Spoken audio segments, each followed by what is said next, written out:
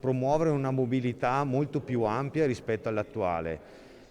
La proposta che nasce da tutti noi comuni e dalle due province è quella di creare, di promuovere quella che è cosiddetta chiamata superciclabile, o meglio l'autostrada della mobilità sostenibile. Per conseguire questo obiettivo, Grisignano di Zocco lunedì ospiterà la sottoscrizione ufficiale del protocollo d'intesa tra provincia di Vicenza, quella di Padova e di tutti i comuni interposti.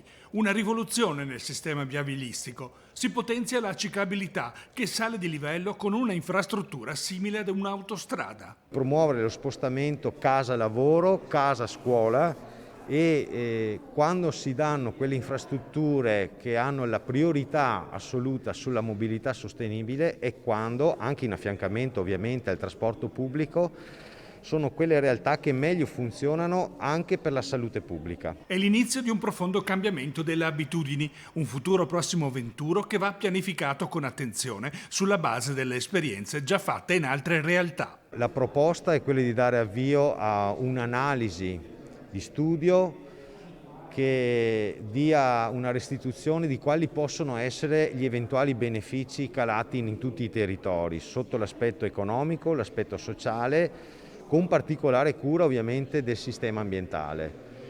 Da lì nascerà appunto la valutazione se procedere, e molto probabilmente le premesse saranno positive, se procedere con quello che saranno le progettazioni per avere anche in Veneto la prima superciclabile.